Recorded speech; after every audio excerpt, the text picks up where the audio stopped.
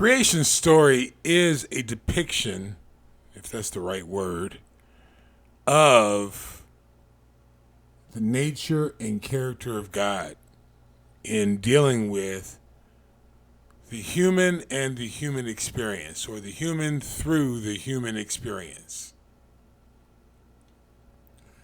God being this all-encompassing entity that is non-describable. We describe him by his names: Father, Son, Creator, King, Healer, Prince of Peace. All these names are God, or part of him. What we do is we say, I am, and we describe by one of his names the part that is relevant for what we need or want to describe, tap into at that point. I practice this with certain people in having conversations, and other people think I'm out there. And that's okay. It really is, because the idea is learning how I am operates within the culture and the revelatory nature of walking in the presence of God.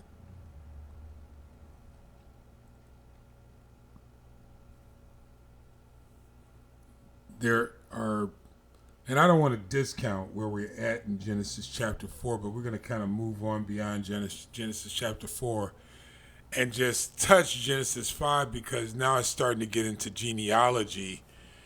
And once we go into Genesis 5, it drops Cain and Abel like a lead balloon. I mean, just drops and just focuses on moving forward in the line of Seth. There's a reason for that. And understanding the intentions, I believe, of the written script or the written text will help you understand, well, why are we walking away from Cain and Abel? Because the information that we need for life is in the genealogy of Seth. The whole thing is about how do we operate the kingdom of God and establish the kingdom of heaven.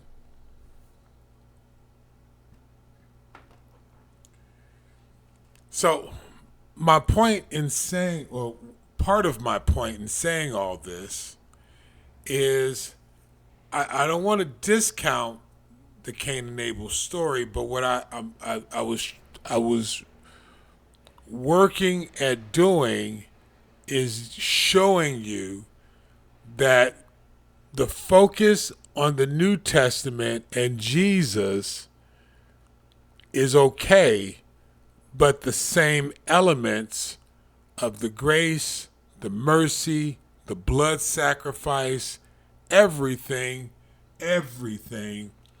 is explained in God in the Old Testament as well. It's really not a mystery.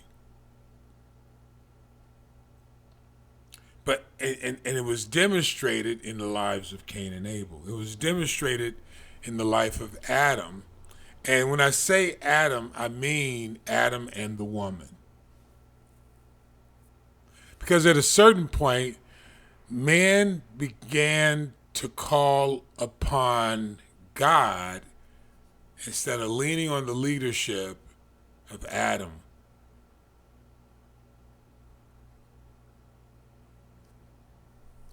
There's a lot in that statement, and I can't even go down a couple of the branches there with you because it would take us off course. But just so you understand, Adam the corporate name of Adam is Adam and the woman. That's who God created. Dealing with the emotional side of humanity. Remember, that's how we started. We're talking about humanity. Humans and humanity. Dealing with the emotional sides of humanity. Once the fall happened, strike that. Even before the fall happened, humanity showed itself weak. Dealing with its emotions. Making choices that were not optimal, not the best choices. Making choices based upon feelings, not based upon the kingdom.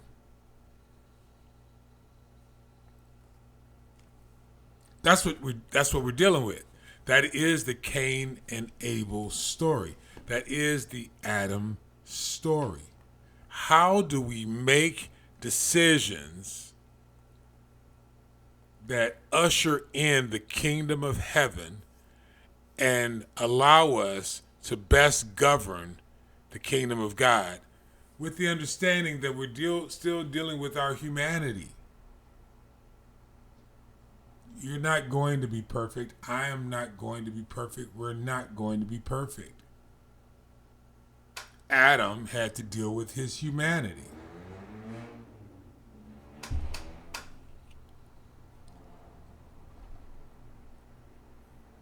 But when we go into chapter 5, you'll see at a certain point you just need to call on the right way of doing things, whether you feel like it or not. Sometimes you just need to just do what is right. Live what is right.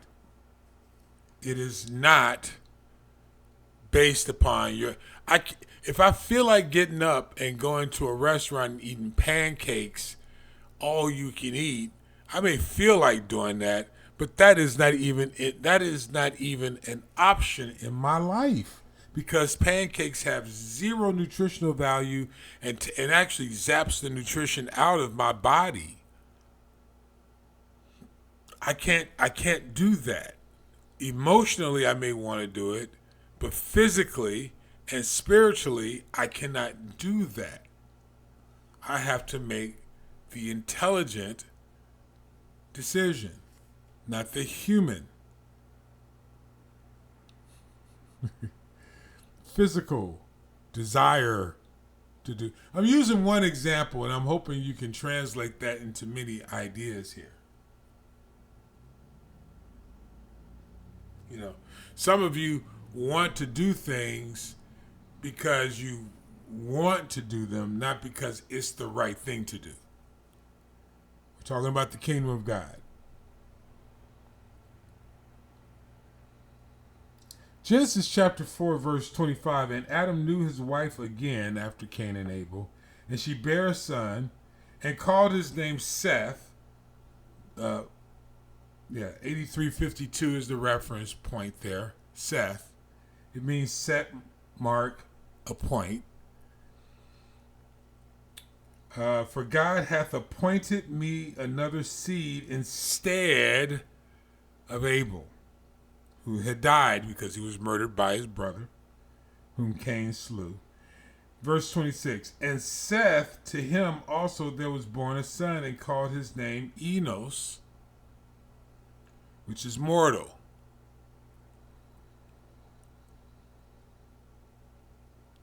So Seth was appointed a mortal, a human.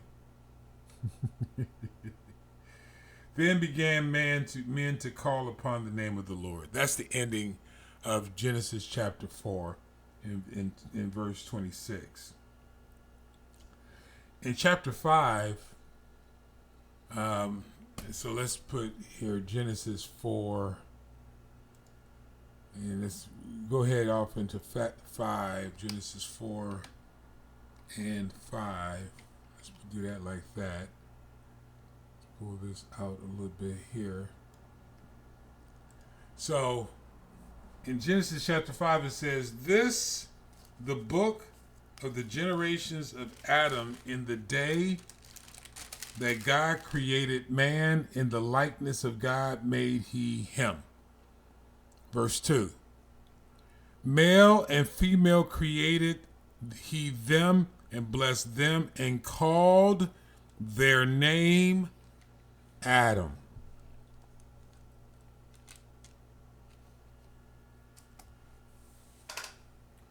That's where we're going to stop for today. Genesis chapter 5, verse 2. One of the tragedies of the human experience is that men want to blame women for this or that, and women want to blame men for this or that. And in the nature of division, we fight each other when there can be no division in creation, because it's not real. There is no division between man and woman other than what we create. The respect and love between a man and a woman, and I'm not talking about a married man and a married woman, I think that's a given for them. But the respect and love between a man and a woman is necessary between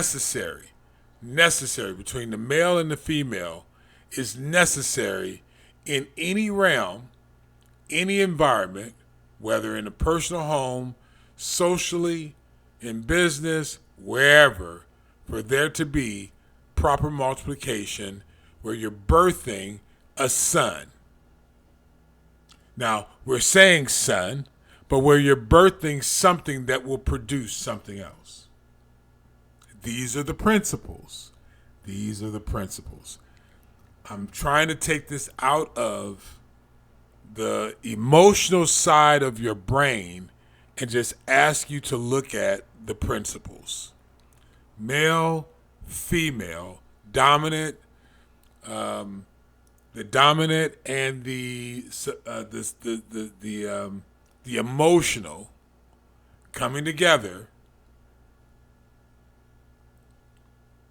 Let me explain dominant, because, especially in my community, what they call black community or the descendants of American slaves, women are often put off because a man says he's a dominant.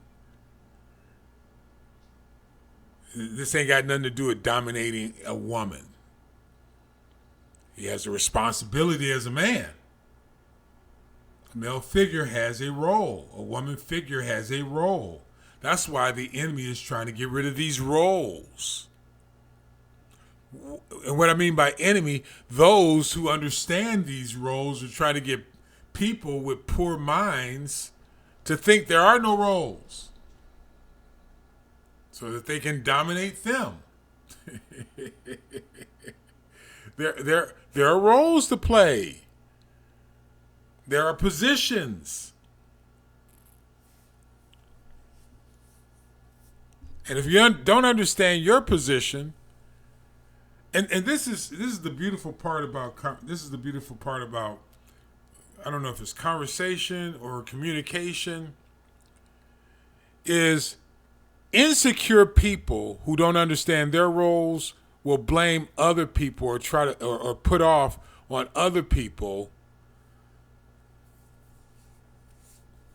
who do understand their roles. They'll talk about them, they'll ridicule them, they'll look down on them, and they don't understand their roles. And it goes back to the Genesis experience between Adam and the woman. And where God pronounced, she will lust after his position. Because don't get it twisted. Women are your entry into any room.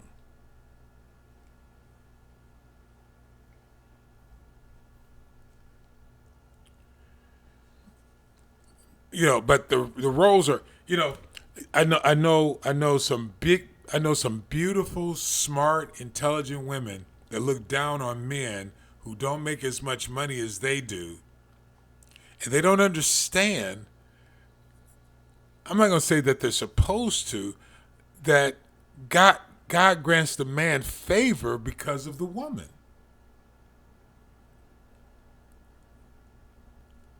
it's because you got it all about money. It's not about money.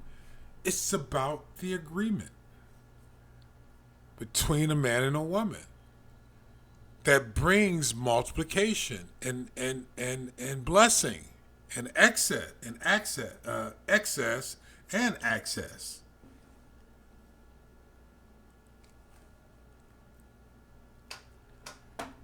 You know, it's where you enjoy life. But if you're attributing it to just you, woman, you know, in other words, you think you're getting over on these men. I know women that surrounds themselves with different types of men so they can get, you know, all the things that so they want to control and direct everything. And they think it's them.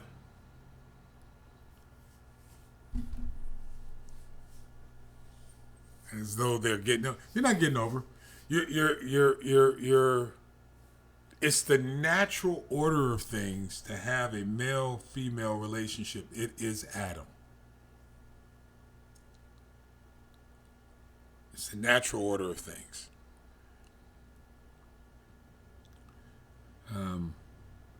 You should be blessed. It's the natural order of things. If you're coming into a relationship, again, think principles. And you're supposed to be the one serving, the dominant. Think principles. If you become something else, you become the reason why that thing doesn't thrive. You get all kinds of opportunities. God will bless you in many, many ways. And then you'll wonder why it ebbs and flows instead of continues to go up, because you're out of order.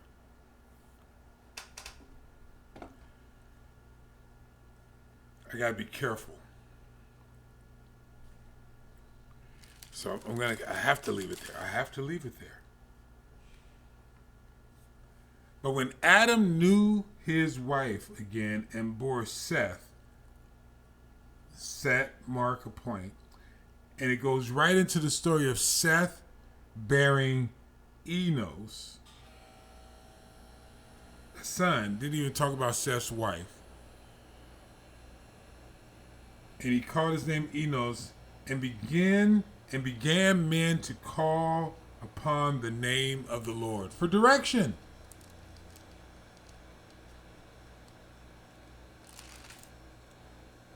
For direction.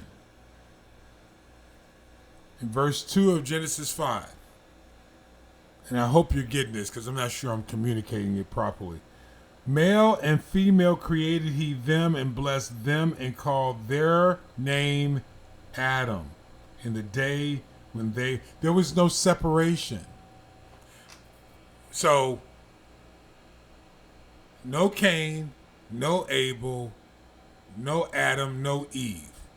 Just Seth.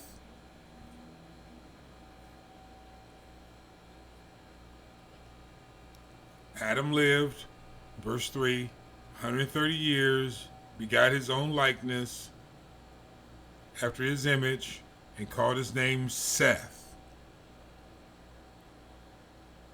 And the days of Adam after he begot Seth were 800 years, and he begot sons and daughters. Got it? The days of Adam after he had begot Seth were 800 years, and he begot sons and daughters. The days of Adam after he begot Seth were 800 years, and he begot sons and daughters. So it wasn't just Cain, Abel, Seth. He begot sons and daughters. But the storyline that we want to follow is Seth. Why? Because in the line of Seth is the wisdom of everything previously. Adam spent time with Seth. Seth had Enos. When I say Adam, I'm talking about Adam and Eve, as you would hear it, but Adam, the wholeness of. In other words, how do you walk in unity to create the kingdom of God and live in the kingdom of heaven? Seth. With the wisdom of the Cain and Abel story, knowledge of good and evil.